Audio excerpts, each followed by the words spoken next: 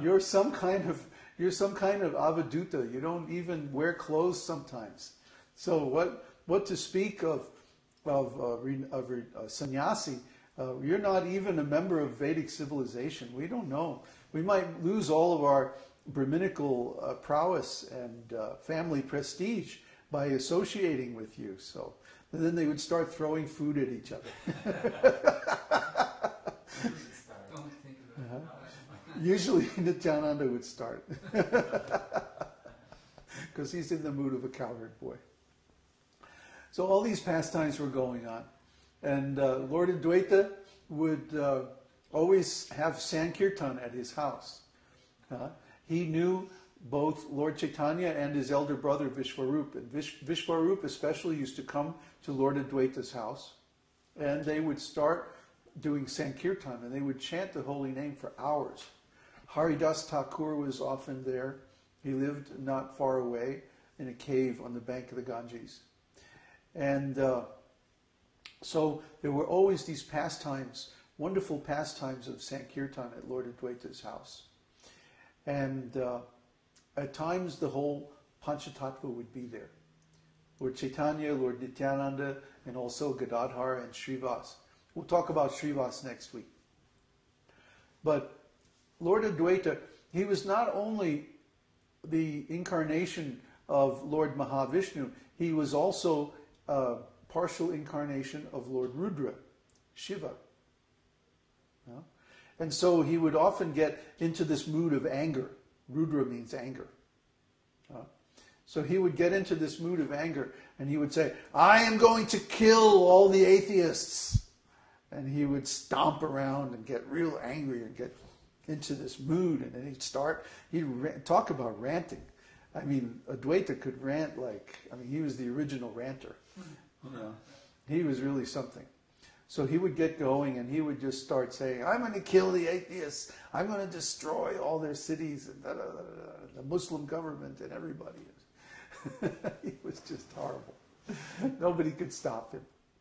So all of his disciples and devotees, as soon as Lord Chaitanya revealed his actual identity, then they all became devotees of Lord Chaitanya. So all the followers of Madhavendra Puri, all the disciples of Vishwara Puri, all of Lord Chaitanya's students of grammar, and all of the Brahmins that he defeated in debate, they all became disciples. And the Sankirtan movement just grew and grew in Bengal in that time until there were literally millions of devotees. And if you go there today, the people in all throughout Bengal and even East Bengal, which is now known as Bangladesh, they all became devotees. They're still devotees today. Even the Muslims chant Hare Krishna. It's amazing. Yeah, it's the only place like that. Do we have another rug so I can put my feet? Yeah. So this process of chanting, this is the most important Vedic yogic process. Because by this process we actually invoke the personality of Godhead. It's not possible that God could be impersonal, because we're persons. And how can a person come from something that's impersonal? This is very poor logic. It's actually not possible.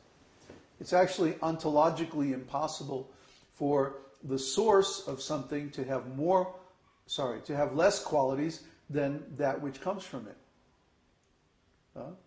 For example, this material world is full of colors and forms and shapes and different tastes and smells and sights.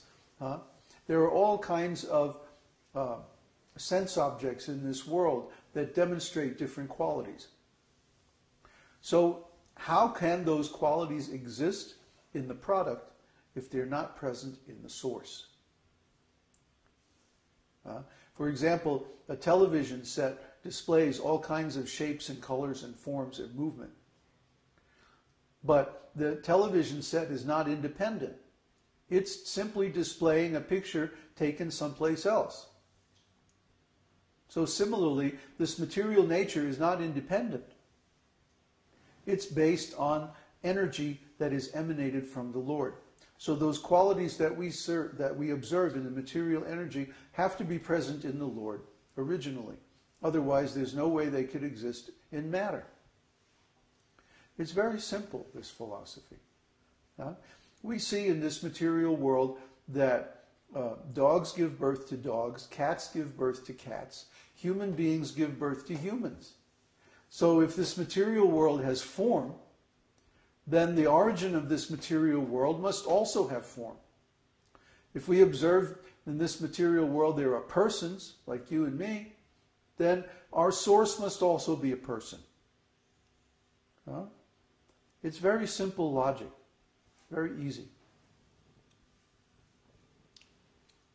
Because the Lord is the source of all energies, those energies have similar qualities to Him. It's very simple. A stone has, if we split off a piece of stone from a big rock, the small piece has the same qualities as the big piece. But it's not equal to the big piece. It's qualitatively the same, but quantitatively different.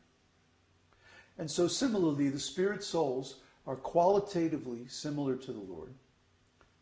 We have personality, individuality, consciousness, energy, activity, and so many other qualities. So if we have those qualities, those same qualities have to be present in the Lord. He has to be a person. He has to have a form. He has to have activities. He has to have energy. All the qualities we observe in ourselves must be present in the Lord. Otherwise, it's ontologically impossible that He could be the origin of all of these living beings. So when Advaita Ācārya appeared, his mission was to teach this philosophy and to defeat the nonsense impersonal philosophy that the Lord is just an impersonal light or something like that. Actually, the impersonal philosophy is completely self-contradictory. They try to say that the impersonalism is based on the Upanishads. But the Upanishads are part of the Vedas. And where do the Vedas come from? The Vedas come from Lord Narayan, Lord Mahavishnu. It's the sound of His breathing. He doesn't even have to make an effort to produce the Vedas. Just by breathing, automatically the Vedas are produced. The spiritual sound vibration. So that, The sound of truth. The sound of truth, right. Whatever the Lord says, that is truth. Not just any kind of truth, but absolute truth. So that origin of the Vedas incarnated as Lord Advaita. Try to understand how elevated, how exalted these Pañca-tattva personalities are. Lord Sri Chaitanya Mahāprabhu is Krishna himself, the origin of all other incarnations. Lord Nityananda is his first expansion, Balaram. Lord Advaita is his incarnation, Mahavishnu. Gadādhara Prabhu is the energy, the ecstatic energy of Srimati Radharani, who is Lord Krishna's female form. And Śrīvāsādi Thakur is the Lord's greatest devotee. All of them are incarnations of the Lord. If the Lord wants, He can appear in 100 forms at the same time, 1,000, 1,000,000, 1,000,000,000. Actually, He does. He expands Himself in a separate form of Paramatma within the heart of each living entity. And there are millions and billions and trillions of living entities just on this one planet, what to speak of the whole rest of the universe. So He can expand Himself in innumerable forms, like an ocean, simultaneously. He can appear in many places at the same time. Actually, He is everywhere. He is in everything. So there's no question of our being apart from the Lord. The Lord is with us everywhere we go. At every moment, He's completely aware of everything we're thinking, everything we're feeling, everything we're doing. There's no question of keeping a secret from the Lord. But yet, we think that we are separate from the Lord, or that we have our own possessions different from the Lord's. But actually, everything belongs to Him. Even our bodies, even our very soul belongs to the Lord. It's His property. He created it. So if He created it, it belongs to Him. It's His possession. And He has the right to say how it is utilized. So the Lord says that the human life, the human body, the human soul should be utilized in performance of devotional service to Him. And this is only right